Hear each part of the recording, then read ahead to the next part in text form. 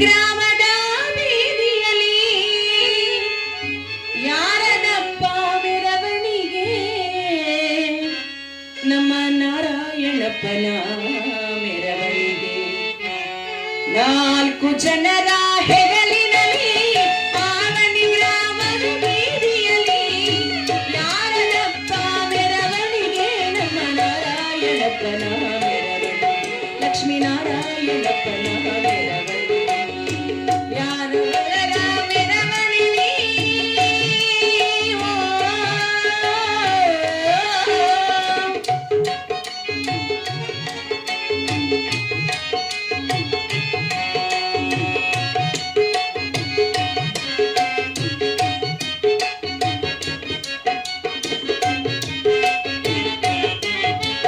ಮಲ್ಲಿಗೆ ಹೂವಿನ ಮೆರವಣಿಗೆ ಮೆಲ್ಲಾನೆ ಬರುತ್ತಿದೆ ಬೀದಿಯೊಳಗೆ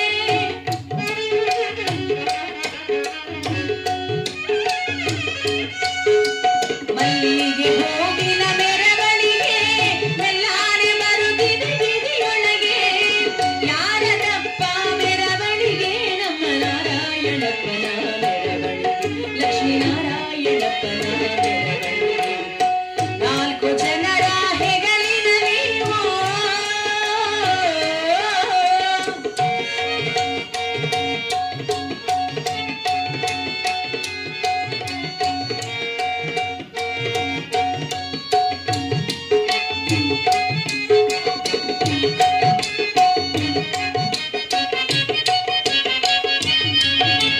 ಸಂಪಿಗೆ ಹೂವಿನ ಮೆರವಣಿಗೆ ಮುಂಬಾಗಿ ಹೊರಡಿದೆ ಬೀದಿಯೊಳಗೆ ಸಂಪಿಗೆ ಹೂವಿನ ಮೆರವಣಿಗೆ ಮುಂಬಾಗಿ ಹೊರಡಿದೆ ಬೀದಿಯೊಳಗೆ ಯಾರದಪ್ಪ ಮೆರವಣಿಗೆ ನಮ್ಮ ನಾರಾಯಣಪ್ಪನ ಮೆರವಣಿಗೆ ಯಾರದಪ್ಪ ಮೆರವಣಿಗೆ ನಮ್ಮ ನಾರಾಯಣಪ್ಪನ ಮೆರವಣಿಗೆ ಲಕ್ಷ್ಮೀನಾರಾಯಣಪ್ಪನ ಮೆರವಣಿಗೆ ನಾಲ್ಕು ಜನರ ಹೆಗಲಿನಲ್ಲಿ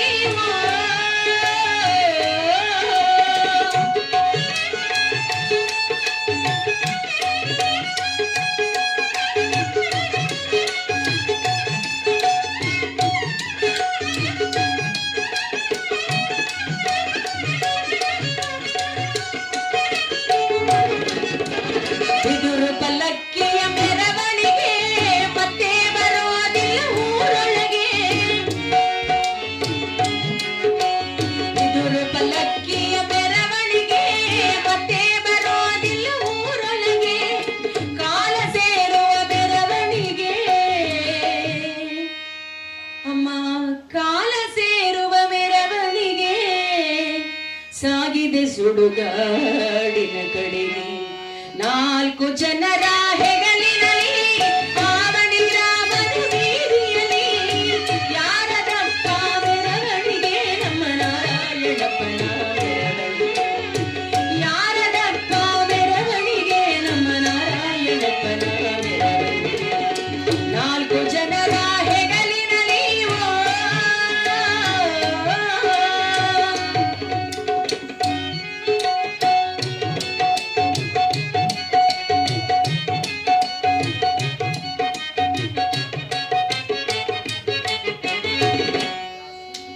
ತಮಟೆ ಸದ್ದಿನ ಮೆರವಣಿಗೆ ತಮ್ಮ ಬಂಧು ಬಳಗದ ಜೊತೆಯೊಳಗೆ ತಮಟೆ ಸದ್ದಿನ ಮೆರವಣಿಗೆ ತಮ್ಮ ಬಂಧು ಬಳಗದ ಜೊತೆಯೊಳಗೆ ಕಾಲ ಸೇರುವ ಮೆರವಣಿಗೆ ಕಾಲ ಸೇರುವ ಮೆರವಣಿಗೆ ಸಾಗಿದೆ ಯಮನಾಪುರದೊಳಗೆ ನಾಲ್ಕು ಜನರ ಹೆಗಲಿನಲ್ಲಿ ಆವನಿ ಗ್ರಾಮದ ಬೀದಿಯಲ್ಲಿ ಯಾರದಪ್ಪ ಮೆರವಣಿಗೆ ನಮ್ಮ ನಾರಾಯಣಪ್ಪನ ಮೆರವಣಿಗೆ ಲಕ್ಷ್ಮೀನಾರಾಯಣಪ್ಪನ ಮೆರವಣಿಗೆ ನಾಲ್ಕು ಜನರ ಹೆಗಲಿನಲ್ಲಿ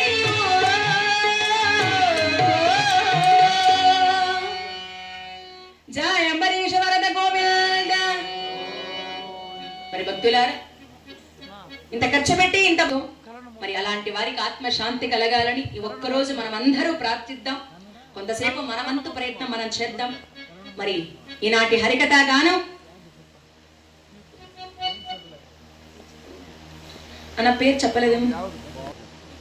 ఇదే గ్రామస్తులైనటువంటి పూజ్యులు పెద్దలు శ్రీ లక్ష్మీనారాయణప్ప గారికి ఆత్మశాంతి కలగాలి అనేటువంటి సదుద్దేశంతో పూజ్యులైనటువంటి ఇదే గ్రామస్తులు నాగభూషణం బాబు గారు మా కళా బృందాన్ని గౌరవిస్తూ ఆదరిస్తూ అభిమానిస్తూ మొట్టమొదట వారి ఆత్మశాంతిని ఆశిస్తూ కళా బృందానికి 516 కానుకలుగా సమర్పించారు. మరి వారికి వారి కుటుంబానికి కొంతసేపు కథ స్టార్ట్ అయ్యాక కొంతసేపు మళ్ళీ ఇద్దరు వినిపించుకోవాలి.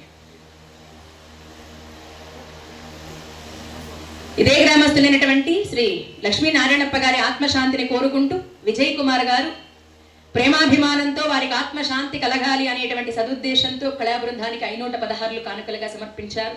మరి వారికి వారి కుటుంబానికి దేవాతి దేవుడు శ్రీకృష్ణ పరమాత్ముడు సర్వదా రక్షించాలని మనసారా దేవదేవని కోరుకుంటూ జయ లక్ష్మీ రమణ గోవింద. మరి భక్తులారా, లక్ష్మీనారాయణప్ప గారి ఆత్మశాంతి కోసం ఈ ఒక్కరోజు మనం అందరూ ఈ కార్యక్రమం చేయాలి. పెద్దలు చనిపోతే పిల్లవాళ్ళకు కూడా నేర్పించాలి. మన అమ్మా నాన్నల మాకిన్ని చేసి అడిగితే మోక్షాన్ని పొందగలడు అంటే ఇంట్లో కూర్చొని టీవీలు చూసుకొని సినిమాలు షికార్లు చేసుకొని టైంకి ఒక వంట తినుకొని పక్కింటితో మీటింగులు కొట్టుకొని నిద్రలేస్తే బార్లో పోయి కూర్చోవడం, అది ఇప్పుడు నేర్చుకునేటువంటి పద్ధతులు. కానీ ఇక్కడ ఉండే వాళ్ళు ఎవరు అట్లా వాళ్ళు లేరులే. అట్లా వాళ్ళంతా మా ఆంధ్రలో ఉండరు. ఆంధ్ర వాళ్ళు ఎవరైనా ఉన్నారా?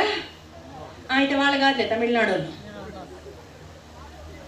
తమిళనాడులా ఆంధ్ర కదా, పర్వాలేదులే. కేరళ వల్ల అన్నా నేను. కాబట్టి పవిత్రమైనటువంటి మానవ జీవితం ఎప్పుడు మోక్షం? మనిషిగా పుట్టినవాడు మానవత్వంతో బ్రతకాలి, దయాధర్మం కలిగి ఉండాలి, 10 మంది మేలు కోరుకోవాలి. అప్పుడే మనిషి జీవితానికి అర్థము పరమార్థం ఉంటుంది. మరి అలాంటి భగవంతుడు ప్రసాదించిన మానవ జీవితాన్ని శ్రీ లక్ష్మీనారాయణప్ప గారు ఇంతవరకు కూడా అనుభవించి సంసారం అనే సాగరాన్ని గడిచి కష్టసుఖాలు కడతీర్చి లోకంలో ఏదో ఒక మంచిని గుర్తించి ఈరోజు అన్నీ ముగించుకొని అన్నిట్లో ఉన్నటువంటి రుణాన్ని తీర్చుకొని ఈరోజు భగవంతుని సన్నిధానానికి వెళ్ళేటువంటి సమయం. మరి వారికి ఆత్మశాంతి కలగాలని మేమందరూ ఆశిస్తూ, అందులోన పవిత్రమైనటువంటి ఈ ప్రపంచంలో మనిషి జన్మ చాలా ముఖ్యం. ఆ మనిషిగా పుట్టాలి అంటే భగవంతుని కన్నా ముఖ్యం తల్లిదండ్రులు. అమ్మా నాన్న లేకపోతే మనకు జన్మ లేదు. అమ్మా నాన్న లేకపోతే మనకు జీవితం లేదు. అమ్మా నాన్నలు లేకపోతే మనకు ప్రపంచం పరిచయమే లేదండి. అందుకే అమ్మ భూమితో సమానం, నాన్న ఆకాశముతో సమానం అన్నారు. ఈ ఇద్దరిలో ఎవరు లేకపోయినా కష్టమే. భూమి లేకపోయినా మనం నడవలేం, ఉండడానికి ఏమీ ఉండదు. ఆకాశం లేకపోయినా నీడు ఉండదు. రెండూ లేకపోయినా కూడా మనం అనాథలమే. కాబట్టి తల్లిదండ్రులు చాలా ముఖ్యమైనటువంటి పాత్ర. ఇద్దరూ సమానమైనటువంటి వాళ్లే. ఒక 9 నెలలు అమ్మ తన బిడ్డని కడుపున మోస్తుంది. కానీ అదే బిడ్డని 25 సంవత్సరాలు తండ్రి తన మనస్సులో మోస్తాడు. కాబట్టి ఇద్దరూ సమానమే. ఒక తల్లి బిడ్డకు సమయానికి ఏం తింటాడో అని ఎంతో బాధపడి చేసి పెడుతుంది. కానీ తండ్రి ఆ ఆకలి ఎలా తీర్చాలో తెలుస్తుంది. ఇద్దరూ సమానమే. ఒక తల్లి నా బిడ్డ బాగుపడాలి, బాగా చదవాలి, బాగా ఎదగాలి అని ఆశిస్తుంది, భగవంతుని కోరుకుంటుంది, ఒళ్ళు గోపురాలు తిరుగుతుంది, అనేక మొక్కులు మొక్కుతుంది. కానీ తండ్రి అప్పులు చేసైనా, ఆస్తులు అమ్మైనా, ఏం చేసైనా సరే పిల్లలు బాగుపడితే చాలని వాళ్ళ చదువుల కోసం ఎంతో పరితపించిపోతారు. కాబట్టి ఇద్దరూ సమానమే. అలాంటి తల్లిదండ్రుల విలువ మనకెప్పుడు తెలుస్తుంది? తల్లిదండ్రులు ఉన్నంత వరకు వాళ్ళ విలువ మనకు తెలియదు. ఆ తల్లిదండ్రులు లేనప్పుడే వాళ్ళ విలువ మనకు తెలుస్తుందండి. ఒక 6 ఏళ్ల వయసులో ఉన్నటువంటి అబ్బాయి వాడు అనుకుంటాడట, అరే మా నాన్న పెద్ద సూపర్ స్టార్, మా నాన్నకు మించినోడు ప్రపంచంలోనే లేదు. ఎందుకంటే అప్పుడు వాళ్ళ నాన్న ఏలు బట్టి నడిపిస్తాడు, గాడిలో అంతా తిప్పుతాడు, ఏం అడిగినా కొనిస్తాడు, ఏం కావాలన్నా చేస్తాడు. కాబట్టి వాళ్ళ నాన్న అప్పుడు వాడికి వాళ్ళ నాన్నే ప్రపంచం. ఎప్పుడు 6 ఏళ్ల వయస్సులో వాడు వాళ్ళ నాన్న సూపర్ స్టార్ అనుకుంటాడు. అదే వాడికి ఒక 10 సంవత్సరాలు వచ్చాయనుకోండి, ఒక స్కూల్కి వెళతాడు. ఆ స్కూల్లో వీళ్ళ నాన్న ఒకడే కాదు, వేరే వాళ్ళ నాన్నలంతా పరిచయం అవుతారు. బాగా బైకుల్లో వచ్చేవాళ్ళు, బంగారం ఉన్నోళ్ళు, నగలు ఉన్నోళ్ళు, కార్లు ఉన్నోళ్ళు అందరూ వస్తారు. అందరిని చూసి వీడు అనుకుంటాడట, మా నాన్న పెద్ద సూపర్ స్టార్ అనుకున్నాను, మా నాన్నకు మించిన స్టార్లు కూడా ఇంకా చాలా మంది ఉన్నారు అని అనుకుంటాడు. అదే వాడికి ఒక 18 సంవత్సరాలు వచ్చాయి అనుకోండి, వాళ్ళ నాన్న అంటాడు, ఒరేయ్ పనికిరాని సవాసాలు చేయొద్దు, అమ్మాయిలతో ఫ్రెండ్షిప్ చేయొద్దు, సినిమాలకి వెళ్ళొద్దు, బీడీలు తాగొద్దు, సిగరెట్లు తాగొద్దు, ఎప్పుడు చూసినా ఫ్రెండ్స్తో తిరగద్దు, బైకుల్లో వెళ్ళొద్దు, ఫోన్ చూడొద్దు, టైంకి ఇంటికి రా, ఇవన్నీ చెప్తే వాడు అప్పుడు అనుకుంటాడట మా నాన్న పెద్ద వేస్ట్ గాడు. ఎందుకంటే మంచి మాట చెప్తాను కదా, అవన్నీ చెవుల్లోకి రుచించం, అందులోనూ అది ఉడుకు రక్తం వేరే. అప్పుడు వీడికి తగ్గట్టు అన్ని ఉంటేనే, అన్ని రిజల్ట్స్ వీనికి తగ్గట్టు ఉంటేనే గొప్ప, లేకపోతే అదంతా విరుద్ధమే. మా నాన్న ఎందుకు పనికిరాడు, ఎప్పుడు నసపెట్టి చంపుతా ఉంటాడు, మా నాన్న పెద్ద వేస్ట్, ఎప్పుడు 18 ఏళ్ళ వయస్సులో అనుకుంటాడట. అదే వాడికి ఒక 25 సంవత్సరాలు వచ్చాయనుకోండి, 25, 30 పెళ్ళవుతుంది. పెళ్ళైతే ఒక తోక వస్తుంది. ఎవరు ఎవరు పెళ్ళాం వస్తుంది. ఇప్పుడు పెళ్ళాలంతా వచ్చినాక కాపురాలంతా ఊర్లో ఉండదు, అంతా బెంగళూరు సిటీ.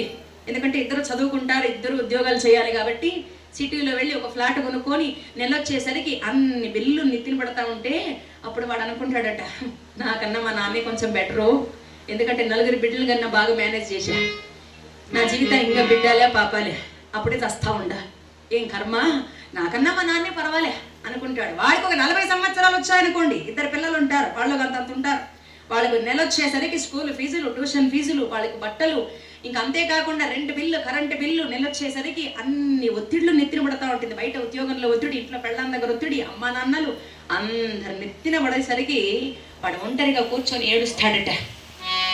నా కోసం కూడా మా నాన్నగారు ఇలాగే బాధపడి ఉంటారు కదా, నేను ఎదగడానికి కూడా మా నాన్న కూడా ఇంతే కష్టపడి ఉంటాడు కదా, నిజంగా నాకన్నా మా నాన్నే ఎంతో గొప్ప, మా నాన్న పెద్ద గ్రేట్ అని అనుకుంటాడు. ఆ మాట వాళ్ళ నాన్నతో చెప్పాలనుకుంటాడు, కానీ అప్పటికే వాళ్ళ నాన్న పోయి ఉంటాడు. అంటే నాన్న విలువ ఎప్పుడు తెలుస్తుంది, ఆయన లేనప్పుడే తెలుస్తుంది. కాబట్టి తల్లిదండ్రుల విలువ చాలా గొప్పది. అలాంటి తల్లిదండ్రుల రుణము ఎప్పుడు తీరుతుంది, కేవలము తలకొరివితోనే అన్నారు. ఈరోజు మీరు ఏమైతే చేస్తారో, ఇంత చేసినటువంటి లక్ష్మీనారాయణప్ప గారు కూడా వారి పిల్లల కోసం ఎన్నో చేసి ఉంటారు. ఆ అనుభూతులు, ఆ మెమోరీస్ అన్ని మీకు ఉన్ననే ఉంటాయి. అలాంటిది ఈ ఒక్కరోజు వారి ఆత్మశాంతి కోసం నిద్ర మేల్కొని గోవింద అనకపోతే, పురాణాన్ని వినకపోతే, ఈ ఒక్కరోజు కూడా నిద్ర మేల్కొని వాళ్ళ కోసం మనం ఈ పని చేయకపోతే వాళ్ళ కడుపున పుట్టి ప్రయోజనం ఉండదండి. కాబట్టి తల్లిదండ్రుల కడుపున పుట్టినటువంటి మనం అన్నీ చేయాలి.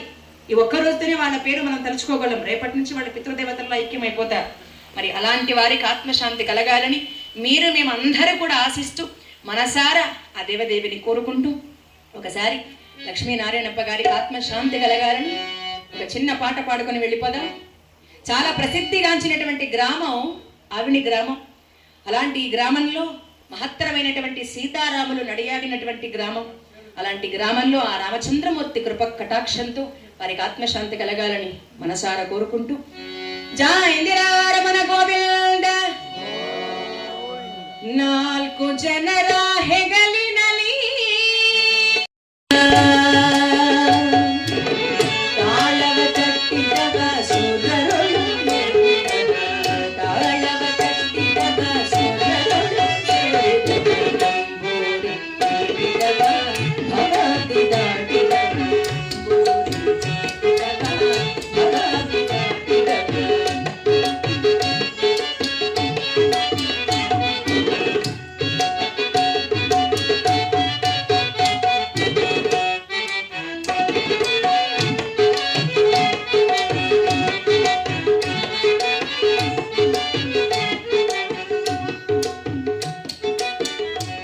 జయ కట్టిదవా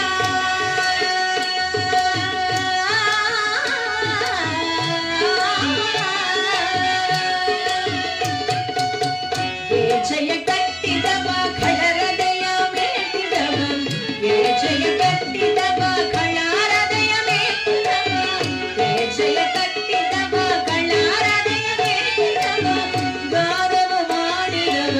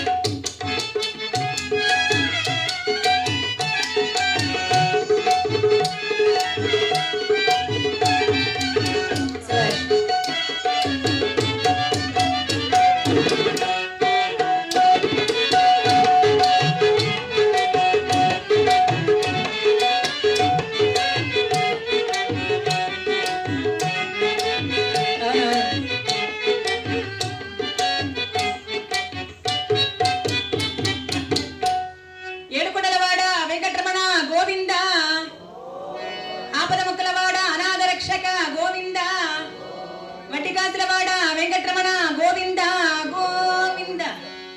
మరి భక్తులారా, పవిత్రమైన మానవ జీవితం కొన్ని కోట్ల జన్మల పుణ్య ఫలితం. ఎన్నో జన్మల్లో పుణ్యం చేసుకుంటే గాని మనిషి జన్మ రాదు. ఇచ్చినటువంటి మహానుభావుడు కేఎన్ లక్ష్మీనారాయణప్ప గారు. అలాంటి లక్ష్మీనారాయణప్ప గారు స్వర్గస్థులైనారు. లక్ష్మీనారాయణప్ప గారికి స్వర్గప్రాప్తి కలగాలని, ఆత్మశాంతి చేకూరాలని, భగవంతుని పాద సేవ లభించాలని ఆశించి వారి ధర్మపత్ని అయినటువంటి శ్రీమతి ఎంవి నాగరత్నమ్మ గారు హై స్కూల్ హెడ్ టీచర్ అయినటువంటి వారు. మరి అదేవిధంగా వారి కుమారులైనటువంటి అరవింద్ గారు, కోడలైనటువంటి స్వాతి గారు, రెండో కుమారుడైనటువంటి డాక్టర్ అయినటువంటి నవీన్ కుమార్ గారు, అదేవిధంగా సంధ్యారాణి గారు, కూతురులైనటువంటి గీతా గారు, అల్లుడైనటువంటి భాస్కర్ గారు, మరి ఇంకో కూతురైనటువంటి డాక్టర్ అయినటువంటి వారు కూడా హేమలత గారు, ఇంకో డాక్టర్ అయినటువంటి అల్లుడైనటువంటి వినోద్ సర్వడన్ గారు, మనవళ్ళు మనవరాళ్ళైనటువంటి రోహిత్ గారు, ప్రఖ్యాత్ గారు, కౌటిల్య గారు, మన్విత గారు, అత్రియ గారు, మరియు సుశ్రుతి గారు, చార్వి గారు, రితన్య గారు. ఇంతకీ ఇంతమంది కూర్చో ఉండరా పడుకో ఉండరా? మీరు కూడా లేకపోతే కష్టం. మరి ఇంతమంది కుటుంబ సభ్యులు ఎంతో ప్రేమతో, ఎంతో ఆప్యాయతతో కేఎన్ లక్ష్మీనారాయణప్ప గారితో ఉన్నటువంటి అనుబంధాన్ని ఈనాటితో ముగించుకుంటూ వారిని ఆత్మశాంతిని చేకూర్చాలి అనేటువంటి మంచి సంకల్పంతో ఈరోజు వారి పేరున వైకుంఠ సమారాధన, అంటే వైకుంఠానికి చేర్చడానికి మనమందరూ చేసేటువంటి కార్యక్రమాన్ని వైకుంఠ సమారాధన అంటాం.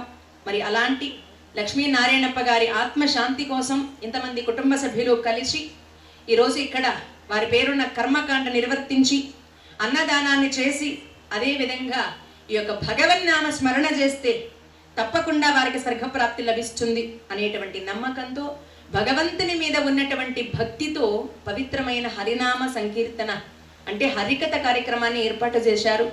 మరి అవకాశాన్ని, అదృష్టాన్ని కల్పించినటువంటి వారి కుటుంబ సభ్యులందరికీ కూడా పేరు పేరున మా ధన్యవాదాలు తెలియజేసుకుంటూ, మరి అలాంటి లక్ష్మీనారాయణప్ప గారు ఏ లోకాన ఉన్నా, ఎటువంటి ఆపద ఎదురొచ్చినా వెళ్ళేటువంటి మార్గం సుఖమయం కావాలని, అనంత లోకాలకు హాయిగా చేరాలని, శ్రీ వెంకటేశ్వర స్వామి కృపతో, రామచంద్రమూర్తి అనుగ్రహంతో వారి ఆత్మకు శాంతి కలగాలని మనసారా ఆ దేవదేవుని కోరుకుంటూ, మరి కథలోకి ప్రవేశించేంత ముందు గోవింద నామం, హరికథకి ఆధారం గోవింద నామం. హరియను 2 అక్షరములు, హరియించును పాతకములు అన్నారు. కాబట్టి అందరూ గట్టిగా ఒకసారి గోవింద అంటే కథలోకి వెళ్ళిపోదాం. జయ శ్రీమంత్రవారమణ గోవింద. ఏమ్మా ఆడోళ్ళు ఎవరు చెప్పరా? ఆడోళ్ళంతా ముందర కూర్చోవాళ్ళ, మీరు చూస్తే వెనకాల కూర్చో ఉంటారు. గోవింద అంటే గో అంటే మోక్షం, వింధ అంటే ఇచ్చేటువంటి వాడు.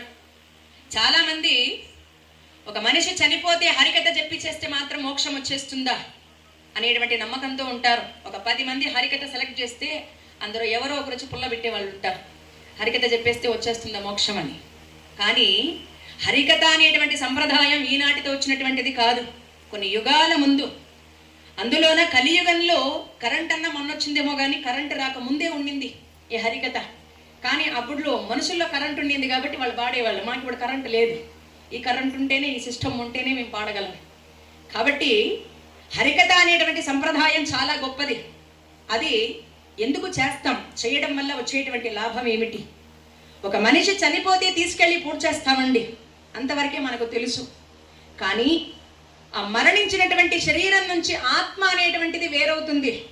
గరుడ పురాణం ప్రకారం అంగుష్ట ప్రమాణముతో కూడి ఉంటుంది ఆత్మ. అంటే మన బొటన వేలు ఎంత ఉంటుందో అంత మాత్రమే ఉంటుంది ఇంత పెద్ద శరీరాన్ని నడిపించేటువంటి ఆత్మ. అలాంటి ఆత్మ శరీరాన్ని వదిలేస్తుంది. కాబట్టి పాప పుణ్యాలని, కర్మాలని అనుభవించడానికి ఖచ్చితంగా యమలోకానికి చేరాల్సిందే. మరణించిన వాళ్ళు పుణ్యాత్మలైన పాపాత్మలైన యమలోకానికి వెళ్ళాకనే అక్కడ మన లిస్ట్ ఒకటి ఉంటుంది. దాన్ని చూసి స్వర్గానిక, నరకానిక, లేక వేరే లోకాలక అన్నది నిర్ణయించబడుతుంది. కాబట్టి వెళ్ళాల్సింది ఖచ్చితంగా అందరూ యమలోకానికి. మరి యమలోకానికి ఎలా వెళ్ళగలరు? ఒక మరణించినటువంటి ఆత్మ యమలోకానికి వెళ్ళాలి అంటే సంవత్సర కాలం పడుతుంది. అందుకే గరుడ పురాణం ప్రకారం సంవత్సరీకము తిథి చేసేంత వరకు ఆ ఇంట్లో పూజలు, పండగలు, వ్రతాలు, కొన్ని నియమాలు ఆచరించకూడదని గరుడ పురాణం తెలియజేసింది. మరి సంవత్సరం ఆత్మ వెళ్ళాలి అంటే యమ మార్గం అనేటువంటిది చాలా భయంకరమైన మార్గం అండి. అదే మన NH4 రోడ్ల కట్టు ఉండదు స్పీడ్గా వెళ్ళిపోవడానికి. భయంకరమైనటువంటి పట్టణాలు, 16 ఘోరమైన పట్టణాలు వస్తాయి గరుడ పురాణం ప్రకారం. శౌరి, సౌమ్యము, నాగేంద్ర భవనము, గంధర్వ, శైలాగన, క్రౌంచ, క్రూర, విచిత్ర భవనము, బప్పపద, దుఃఖద, నానాగ్రంథ, సుతప్త, రౌద్ర, పయోవర్షణ, శీతాడ్య, బహువీతిపురములు అనేటువంటి 16 పట్టణాలు వస్తాయి. ఆ 16 పట్టణాలు అవేం సామాన్యంగా ఉండవు.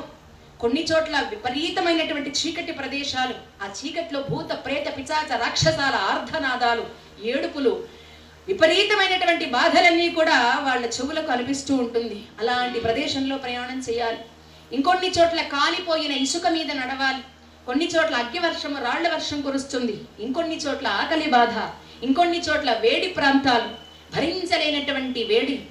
ఇంకా కొన్ని చోట్ల విషసర్పాలు, జంతువులు, ఇనుప ముక్కలు కలిగినటువంటి గద్దలు, అనేకమైనటువంటి క్రూర మృగాలతో ఉన్నటువంటి ప్రదేశాలు, ఇవన్నీ కూడా వస్తాయండి. విచిత్రంగా ఉంటాయి. మరి అలాంటి యమ మార్గాన్ని దాటించేది ఎవరి చేతుల్లో ఉంది అంటే మరణించిన ఆత్మ చేతుల్లో ఉండదు. అది కేవలం రక్త సంబంధికుల చేతుల్లో మాత్రమే ఉంది. ఈరోజు మనమైతే కొడుకులు కానీ వాళ్ళ రక్త సంబంధికులు కానీ ఈరోజు మనం ఏం చేస్తామో యమ మార్గాన్ని దాటించడానికి ఇదే మూల కారణం. ఈరోజు చేసేటువంటి పిండ ప్రధానం, చేసేటువంటి శ్రాద్ధ కర్మలు, చేసేటువంటి దాన ఫలితాలు, పురోహితుడికి కొన్ని దానాలు ఇస్తావు కొడుకైనటువంటి వాళ్ళు. దీపదానం, విసనకర్ర దానం, చెప్పుల దానం, గొడుగు దానం, అన్నదానం, భూదానం, సువర్ణదానం, గోదానం, ఇవన్నీ ఇవ్వాలి, ఇచ్చి తీరాలి కూడా. కానీ ఇవన్నీ ఇచ్చేటప్పుడు మనం బాగా తిట్టుకొని ఇస్తాం. ఈ ఐవరికి ఏం పంగలే, పెద్ద లిస్టు రాసిస్తాడు, మా చేతుల్లో ఉండేదంతా ఖాళీ చేసిపోతాడని తెలియని వాళ్ళు అనుకుంటాం. కానీ నిజానికి శాస్త్ర ప్రకారం ఇవ్వాలి. బ్రాహ్మణోత్తముడికి మనం దానం ఇస్తున్నామంటే మన పాపని కడిగేసుకుంటున్నామని అర్థం. మరి అలాంటి ఈ దానాలని ఎందుకు ఇవ్వాలి? ఆత్మావై పుత్రనామాసి అన్నారు. ఒక తండ్రి చనిపోతే ఆ తండ్రి గారి ఒక్క ఆత్మ పెద్ద కొడుకులో ఉంటుందట. అందుకే తండ్రి చనిపోతే పెద్ద కొడుకు చేత కార్యక్రమాలన్నీ చేయిస్తారు. మరి పెద్ద కొడుకు చేసేటువంటి దాన ఫలితాలు, విపరీతమైనటువంటి యమ మార్గంలో వచ్చేటువంటి చీకటి ప్రదేశాన్ని దాటించడానికి దీపదానం చేస్తాడు కొడుకు. ఇక్కడ కొడుకు దీపదానం చేసుంటే అక్కడ చీకటి ప్రదేశాల్లో యమభటులు నీ కోసం నీ బిడ్డలో దీపదానం చేశారయ్యా, మేము దీపం పెడతాం కాబట్టి ఈ ప్రదేశాన్ని సులభంగా దాటి అని అక్కడ దీపం పెడతారు. ఇంకొన్ని చోట్ల కాలిపోయిన ఇసుక మీద నడవాలి ఆత్మ. మరి ఇక్కడ కొడుకైనటువంటి వాడు చెప్పుల దానం చేసుంటే అక్కడ వాళ్ళు చెప్పులు ఇస్తారు కాబట్టి ఆ చెప్పులతో ఆ ప్రదేశాన్ని దాటవచ్చు. ఇంకా కొన్ని చోట్ల రాళ్ల వర్షం, అగ్గి వర్షం కురుస్తుంది. అప్పుడు ఈ కొడుకైనటువంటి వాడు గొడుగు దానం చేసుంటే అక్కడ వాళ్ళు గొడుగు పడతారు. ఇంకా కొన్ని చోట్ల విపరీతమైన వేడి, ఇక్కడ విసనకర్ర దానం చేస్తుంటే అక్కడ వాళ్ళు గాలి విసురుతారు. ఇంకా కొన్ని చోట్ల ఆకలి బాధ, ఇక్కడ అన్నదానం చేస్తే వాళ్ళు అక్కడ అన్నం పెడతారు. ఇన్ని దాటాం, చివరికి వైతరణి నది వస్తుంది. ఆ నదిలో ప్రవహించేది నీళ్లు కాదు, మలము, మూత్రము, రక్తము, మాంసము, దరిద్రమైనటువంటి దుర్గంధమైన వాసన. అలాంటి నదిలో ప్రవహించి వెళ్ళాలి. ఇక్కడ కొడుకైన వాడు సువర్ణ దానం అంటే బంగారు దానం గాని, గోదానం గాని, భూదానం గాని మూడిట్లో ఏది ఒకటి చేసినా యమ మార్గాన్ని, ఆ వైతరణి నదిని సులభంగా దాటిస్తాం. సరే ఇన్ని చేశాం, ఇంకా ఏమైనా తీరని కోరికలు ఉండి, పొరపాట్లు ఉండి, అవన్నీ పోయి ఎన్ని పొరపాట్లైనా ఎన్ని పాపాలైనా హరినామంతో వెళ్ళిపోతుంది. హరియని 2 అక్షరములు, హరించును పాతకములు. కాబట్టి ఇన్ని చేశాం, ఇంకా ఏమైనా అవన్నీ ఉంటే అవన్నీ తొలగిపోయి ఆత్మకు శాంతి కలగాలని చేసే చివరి దానం భక్తి దానం. ఇప్పుడు మనం చేస్తుంది అదే. మేము గోవిందాని 10 మంది చేత గోవింద అనిపిస్తే ఆ భక్తి ప్రసరణ జ్వాలలు వారి ఆత్మను శాంతి కలగజేస్తాయి. అందుకు చేస్తామండి హరికథ. అంతేగాని ఏదో టైంపాస్ కోసమో, కాలక్షేపం కోసమో, ఎంటర్టైన్మెంట్ కోసమో చేసే కార్యక్రమం కాదు. ఒక దైవ కార్యము హరికథ అంటే. కాబట్టి అందరూ ఇంత చెప్పాను కదా, ఇప్పుడు చెప్పండి గోవింద. జయ లక్ష్మీ రమణ గోవింద. ఇప్పుడు కూడా రాలేదే సౌండ్. ఇది కాదు కానీ ఎలక్షన్ పెట్టేద్దాం. ఆడవాళ్ళు సపరేటు, మగవాళ్ళు సపరేటు. ఎంతమంది ఉన్నా ఆడవాళ్ళ గట్టి చూద్దాం. ఫస్ట్ ఆడవాళ్ళ మగవాళ్ళ? ఎప్పుడైనా ఎక్కడైనా దేంతో అయినా లేడీస్ ఫస్ట్. అందుకే ముందర సీట్లు అంతా ఆడవాళ్ళే ఉండేది. అది తినేదంతా కూడా వాళ్ళే ఫస్ట్ కాదు, టేస్ట్ చూడాలి కాబట్టి వాళ్ళు ఫస్ట్. ఆ బస్సుల్లో కూడా వాళ్ళే ఫస్ట్. కాబట్టి మగవాళ్ళు ఎవరు చెప్పొద్దండి, ఆడవాళ్ళు మాత్రం చెప్పండి అమ్మా. మీరు గట్టిగా గోవింద అనకపోతే ఆడవాళ్ళు ఈ మగవాళ్ళు మీసాలంతా పైనకి లేచిపోతాయి అంతే. కాబట్టి దయచేసి గట్టిగా అనండి. ఆడవాళ్ళ పైటి గొంగు పవర్ గట్టిదో, మగవాళ్ళ మీసం పవర్ గట్టిదో చూసేద్దాం. జై ఇందిరారమణ గోవింద. ఏదో ముందర సీటు మాత్రమే, మీరంతా ఏం లేదా గొత్తులో గొనుక్కుంటున్నారు పాపం. సరే ఆడవాళ్ళు చెప్పొద్దండి, మగవాళ్ళు మాత్రం చెప్పండి. జై లక్ష్మీ రమణ గోవింద. ఏం లే, అది కూడా ఈక్వల్ గా ఉందిలే.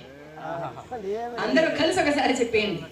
జై శ్రీమంతరమణ గోవింద, ఆంజనేయ వరద గోవింద, లక్ష్మీ నారాయణప్ప గారికి ఆత్మశాంతి కలిగించు గోవింద, ఏడుకొండలవాడ వెంకటరమణ గోవింద గోవింద. మరి భక్తులారా, పవిత్రమైనటువంటి కథలోకి ప్రవేశించేంత ముందు కలియుగ దైవం శ్రీ వెంకటేశ్వరుడు. వెంకటేశ్వరుడు అంటే వేం అంటే పాపము, కటహ అంటే తొలగించేవాడు, పాపాలని తొలగించేటువంటి వాడు. ఎందుకంటే కలియుగంలో మనుషులు పాపాలు చేయకుండా ఉండరు. అలాంటి పాపాలని సులభంగా తొలగించి మోక్షాన్ని కలగజేసే భగవంతుడు తిరుమల తిరుపతి శ్రీ వెంకటేశ్వరుడు. ఆ స్వామిని మనసారా తరించి వారికి ఆత్మశాంతి కలగాలని కోరుకుంటూ కథలోకి వెళ్ళిపోదాం. జై ఇందిరారమణ గోవింద. తంబూరి మీటిదవ భవది దాటిదవ, తంబూరి మీటిదవ భవది దాటిదవ, తంబూరి మీటిదవ.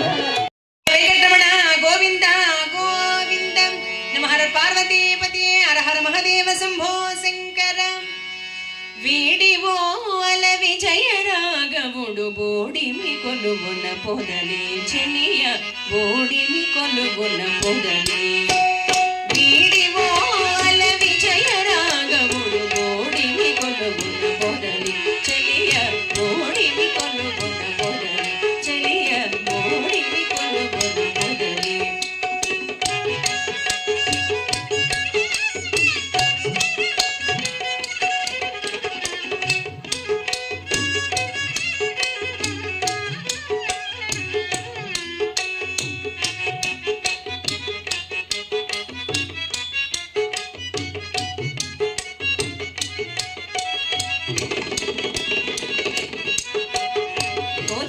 గరుడు గురు కిరీటపతి సోదిగ సురముని పూజితుడు. గరుడు గురు కిరీటపతి సోదిగ సురముని పూజితుడు. తామర కన్నుల దశరథ తనయుడు మోముర రవి మొక్క వెచలియ.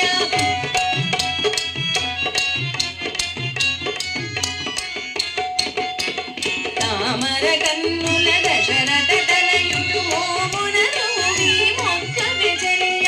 వీడివో వల విజయ రాఘవుడు బోడిమి కొలువున పొదలి చెలియ, బోడిమి కొలువున పొదలి చెలియ, బోడిమి కొలువున పొదలి.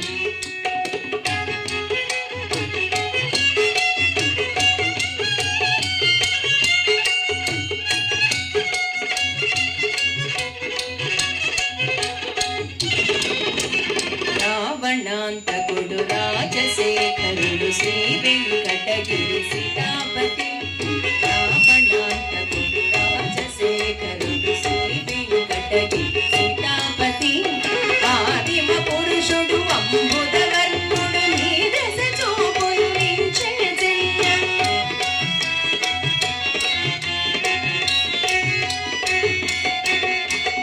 ఆదిమ పురుషుడు అంబుధవర్ణుడు నీ దశ చూపులు నించె చెయ్య.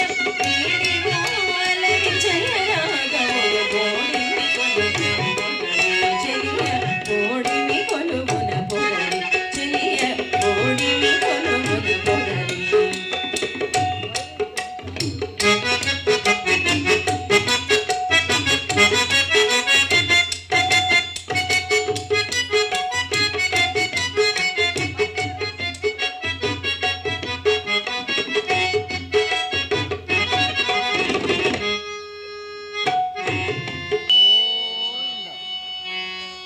సౌండ్ ఇబ్బందితో బాధపడుతూ ఉండదు. మీరు కూడా గోవింద. ఈరోజు ఎంతో పవిత్రమైనటువంటి సుదినం. ఎందుచేతనంటే ఇదే గ్రామస్తులైనటువంటి